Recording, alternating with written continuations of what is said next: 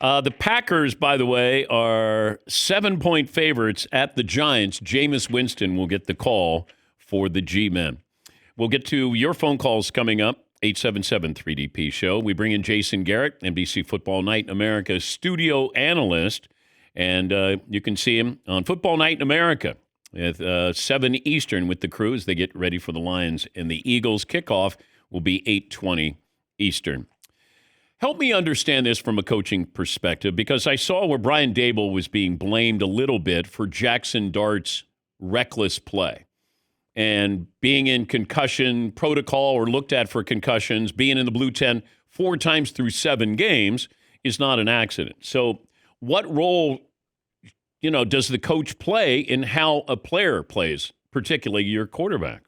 It's a tricky question. Hey, happy birthday to Melissa, by the way. A tricky question. I think when you call a lot of quarterback design runs, that's where you can take some responsibility. You can talk to quarterbacks till you're blue in the face about, hey, slide, do all that kind of stuff. Typically, those lessons are learned by experience. They get hit a couple times and they realize, hey, I'm not a running back. These guys in the NFL are big and strong. They knock you around. They start sliding. But I think when you're calling design quarterback runs, which the Giants do, you can take some responsibility as a coach. They love that quarterback. It's the old John Madden used to call it, the counter trade play that John Riggins used to run. What they're doing in football these days is they're running that play with the quarterback. They're pulling the backside guard, the backside tackle, and he's running downhill like a running back would run. And it's been a really good play for the Giants. But, when you're calling those plays, you just have to be careful of calling that thing too much. What do you see or don't see from Jordan Love? Oh, I see someone who's got a bright future who just plays a little bit inconsistently. I love him to death. Sometimes I get concerned that he throws the ball off his back foot a little bit too much. He has this ability, and I think he probably learned from being around Aaron Rodgers, to throw the ball from so many different positions. And it's rare. And so much of playing quarterback in the NFL is having the ability to do that. But when the pocket is clean, stand in there and throw it. And I think sometimes he misses throws because of that and gets a little frivolous. And then that kind of builds on itself. So I'm really bullish on the guy. I think he's a heck of a player. He's a little bit streaky. When he has down games, it kind of stays down. And when he's hot, he's as hot as there is in the NFL. So, for them, to me, the biggest thing is getting Josh Jacobs involved and making it about their running game first. And then he's going to get some cleaner looks in the passing game. And I think he'll get back on track. Yeah, I wondered about being a little more aggressive on first down instead of, if you stop Josh Jacobs and it's 2nd and 7, now I'm getting him in an obvious passing situation. So I don't know if Matt LaFleur changes this up a little bit so you're not as predictable or as conservative as they've been. No doubt. And as I say that about getting Josh Jacobs more involved, the tendency sometimes is, okay, just hand him the ball on first down. And you have to do that. But oftentimes it's the classic, getting some run formations, make it look like run, go play action, make some first downs on 1st and 2nd down. Don't go run. Hey, Jordan, go make 3rd and 7 for us. That's a hard rhythm for a quarterback. So I think your point's well made. And then when you do some of that run action stuff, that play action stuff, you make some first downs, that just simply gives you more attempts. And that's when Josh Jacobs gets more involved. What's it mean to you when Dan Campbell says, I'm going to take over the play calling? It's an interesting decision. It really is, particularly for an offense that's been, by a lot of measuring sticks, pretty good. I mean, they're a top 5 offense, and they've had some big games so far. But we talked about it on the show the other night. I've known Dan for a long time. He and I were teammates with the Giants, and I love him to death. He's a great friend. And one thing I know about him is he's convicted. He's convicted in life. He's convicted in football. And he knows exactly what he wants. And that's why they've had success in Detroit. He and Brad Holmes got together and said, hey, what's the vision for this team? What kind of players do we need? What do we want to do on offense, defense, kicking game? And they've stuck through it through the thick and thin. And he trusts his instincts. He trusts his convictions. And clearly, he didn't like the feel of what was going on offense. And I give him credit because it's a bold move. There's an old story, though, that my friend Norv Turner used to tell. And I say this with incredible respect for everybody involved. But he was coaching for the Rams back in the 80s. And the Rams had Eric Dickerson. John Robinson was the head coach. And they had a really good team. But they would play the 49ers, they were incredible at the time defensively. And the Niners would shut down the running game. And then they'd play the Giants. And the Giants, who were really good, shut down the running game. And then they'd go play Atlanta. And John Robinson would come in and say, hey, I'm going to come in. I'm going to get involved in this run game. I'm going to take over this thing. And Atlanta wasn't very good at the time. And Dickerson would rush for 200 yards. And then Robinson would come back in on Monday and say, hey, I got you guys squared away now. Let's get back to work. And so I get a little nervous about that with Detroit because Washington was depleted. They weren't very good on defense. They're banged up. And Detroit goes in there and they're like Detroit at its best. But now here comes Philly. So it's going to be a little bit different. So I wonder going forward how it's all going to play out. But again, I admire Dan's conviction. And Dan gets underappreciated as a football guy. People think of him as this great speech maker and all of that. He's a damn good football coach, as smart a player as I've ever been around. So he knows what the heck he's doing on offense. But he's changed the dynamic of the staff. And so as they go forward, he'll have more decisions to make. Yeah, but that's tough being an offensive coordinator because that's a vote of no confidence when Dan goes, you know what, I'm going to take over play calling. Yeah, and again, it's tricky. But the flip side to that is, okay, leave John Morton in place and then micromanage it.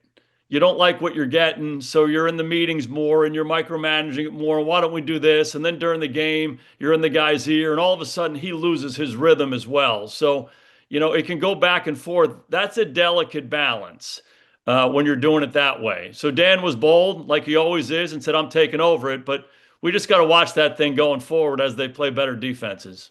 Jason Garrett, NBC Football Night in America, and it'll be the Lions at the Eagles kickoff at 8:20 Eastern on Sunday night. Are you done with coaching? I love the job I'm in right now. I really do. Wait a minute. Are you interested in coaching? Well, let me answer it this way. I love the job I'm in. I'm really fortunate, but I was really fortunate to play for a long time and coach for a long time. And I can say this to you honestly, that I've loved every part of it. I love coaching football. I love being a position coach, a coordinator, and a head coach. So, if that opportunity presents itself in a way that seems like it's attractive, sure, I'd look at it. I can't go back to playing. That's not an option anymore. But I love what I'm doing. I love every part of the job I have at NBC, and I'm really fortunate. When's the last time a team contacted you? I don't know that anybody's ever contacted me. I've talked to a lot of people in the business over the last 4 years, but nobody's ever contacted me and said, I want you to be my head coach or my offensive coordinator. But I've talked to a lot of people about football since I've stopped coaching. But you're young. You're young by coaching standards. Yeah. Again, I love what I'm doing. I do. Well, I'm going to be in Philadelphia on Sunday night with Lions and Eagles. You kidding me? What's better than that? I get the message. I'm just putting a little pressure on you in the pocket. That's all. I don't think you can scramble out of it. Yeah. Yeah. The best ones climb the pocket and stand in there. Yeah. You get to see Jeremiah Love with Notre Dame. I do. Is he now top 15 pick in your opinion? Hard for me to know the draft right now, but he is a top 15 caliber player in my mind in any year. He is so much fun to watch, and I've gotten a chance to know him a little bit over the last couple of years, and what a fantastic young man, and driven to be great.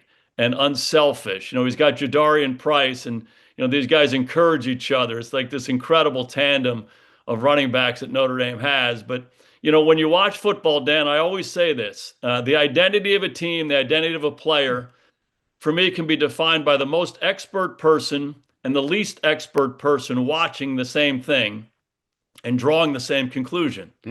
So Vince Lombardi goes to practice and sees Jeremiah Love practice and sees him play on Saturday, he says, "Wow, that's an unbelievable football player." And Mother Teresa, who's never seen football before, she does the same thing and says, "Who's number 4?" You know, and to me, I think when you watch games and certain players just simply stand out above the rest, you're like, wow, that guy's different. And we have it in our game right now in the NFL. I mean, there's certain guys that are like, oh my God, who is number 1 for the Packers? He just seems faster than everybody. And you can go on and on that list. So I think Jeremiah Love for me in college football is that guy. He stands out. He's better than everybody else on the field.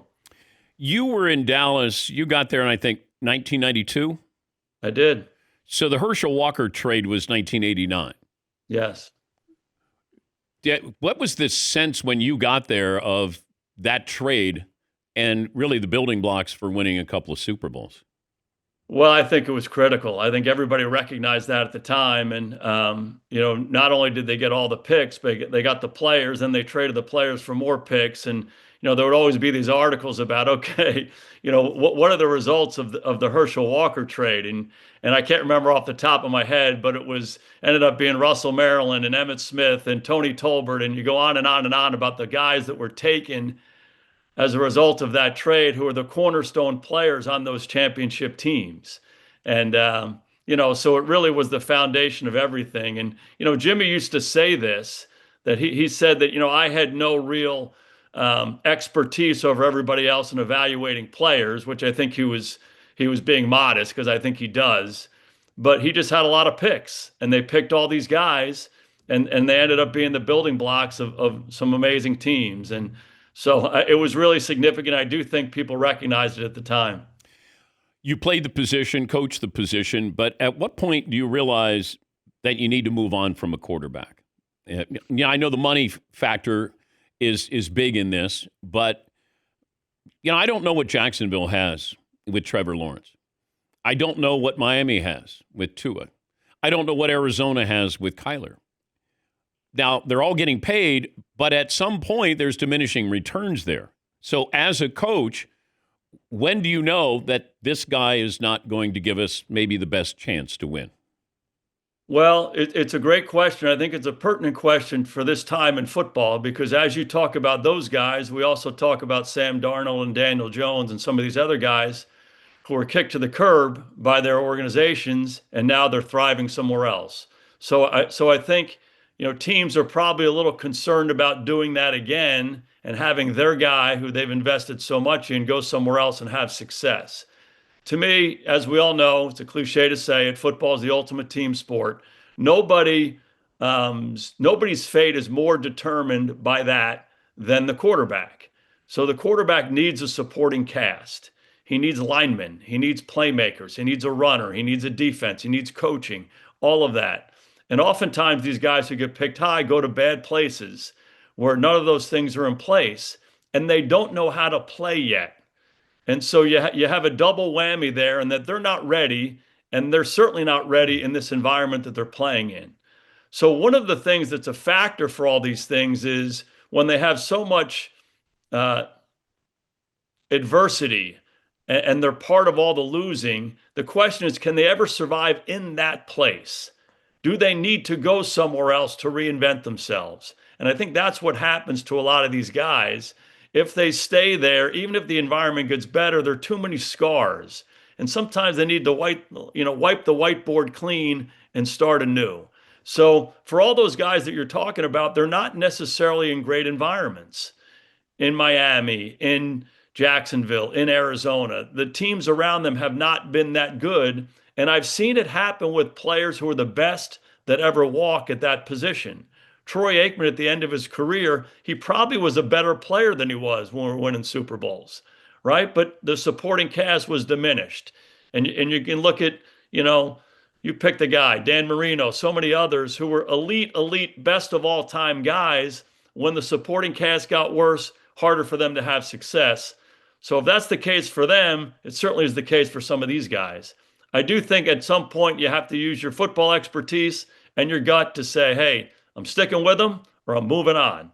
And oftentimes that happens with a new coach.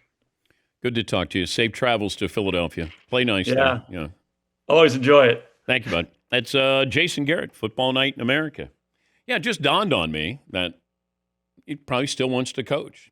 Relatively young, maybe an opportunity. And, it dawned on me, with the Giants opening there. And I thought, I wonder, maybe he hasn't been contacted, but you have other people who have been maybe contacted on your behalf. I brought up Bill Belichick to the Giants. Bill Belichick responds to that question right after this.